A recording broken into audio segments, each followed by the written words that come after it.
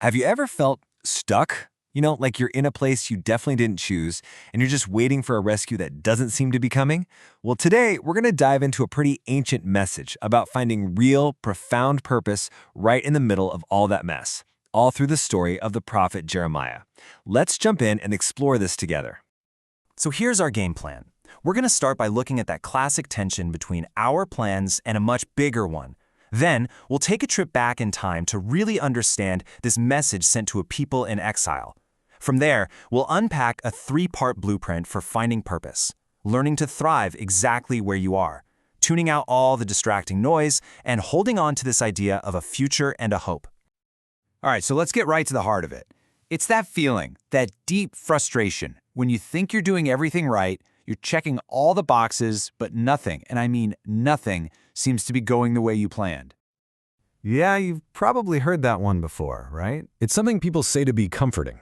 And it suggests that even when it feels like our prayers are just hitting the ceiling, there's some kind of grand divine timeline at play that we just can't see from where we're standing. But that's the real gut punch, isn't it? When the silence is just deafening, and you start to wonder, wait, have I been completely forgotten here? That's where things can get really tough. So here's the crucial point, the big idea we're going to unpack. A lot of the time, our frustration comes from a simple disconnect.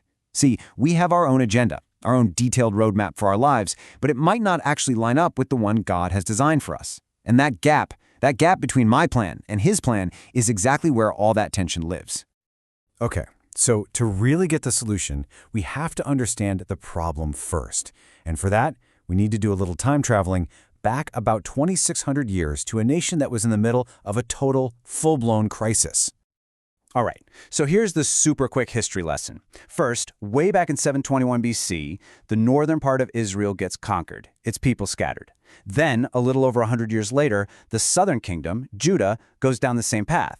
They're exiled to the massive empire of Babylon.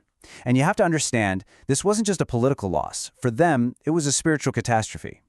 And right into the middle of all this chaos steps Jeremiah the prophet.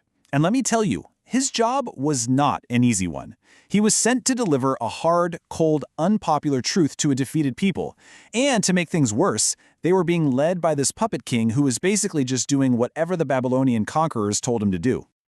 And look, Jeremiah wasn't just talking from some comfortable, safe place. His own life was filled with incredible suffering. I mean, just look at this list. His own family turned on him. He was publicly whipped and humiliated. He got arrested for treason. They literally threw him in a pit to die. He got it. He knew what suffering felt like, which gave his words so much more weight. So with all of that in mind, let's look at the very first part of God's message through Jeremiah. It was a radical, totally unexpected blueprint for how to live with purpose, even in the absolute worst of times. Now this was, wow, this was the last thing they wanted to hear. These people in exile were desperate for a quick rescue, for a message saying they'd be home soon, but instead, the very first instruction they get is, settle in. Stop putting your life on hold waiting for the crisis to be over, and start living right in the middle of it. And this wasn't some vague philosophical idea. Nope. The command was incredibly practical. God tells them, build houses like you're planning to stay. Plant gardens and enjoy the food you grow. Get married, have kids, grow your families. And then, and this is the craziest part, work and pray for the peace and prosperity of Babylon, the very city that's holding you captive. Why? Because if it goes well for them, it'll go well for you. And this all points to one powerful idea. Real, true purpose isn't tied to your zip code. It's not dependent on perfect circumstances. If you're living in God's purpose, you can fulfill that purpose wherever you are. You don't have to wait for your situation to change to start living a meaningful life. Okay, on to the second part of this blueprint, which is, man, so relevant for us today. It's all about how to deal with the information and the misinformation that's constantly swirling around us. So you've got to picture this. The people are hearing two completely different stories. On one side, you have these false prophets selling feel-good, easy-to-swallow hope. Don't you worry, you'll be home in no time. But on the other side, you've got Jeremiah with God's tough, honest truth. Don't let them fool you. Settle in. This is going to be 70 years. One message was super popular, the other one was true. And here's the big takeaway for us, right? When you aren't grounded in your true purpose, you're so much more likely to get pulled in every direction by all the noise. World events, what you see online, promises of a quick fix, they all become dangerous distractions that can lead you way off course. And this brings us to the final and most famous part of this whole message. After telling the people to dig in for the long haul and to ignore all the false hype, God reveals the amazing promise that's underneath it all. This right here, this is the anchor. This is the bedrock. Even in exile, even with a 70-year timeline that felt like forever, the ultimate plan was never for their disaster, but for their good. It was this incredible promise that no matter what it looked like right now, their story was heading toward a future that was full of hope.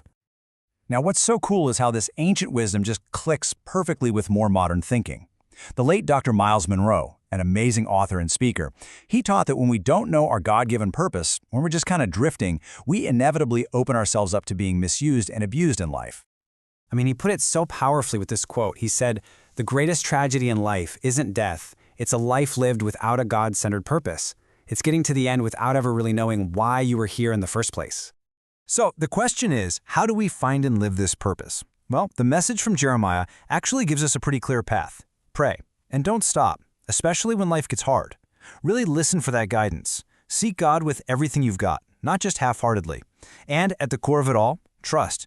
Trust that His plan is for your good, even when it's really, really hard to see. So, at the end of the day, the final message is this. No matter how tough your situation is, no matter how much you feel like you're in exile, your story isn't over. God's ultimate plan is to give you a future, and that future is filled with hope. And that just leaves us with one final question to really think about for ourselves. What's your personal Babylon? What's that tough situation or place you find yourself in right now? And thinking about this ancient blueprint, what's just one practical thing you can do to start living with purpose, right there, starting today?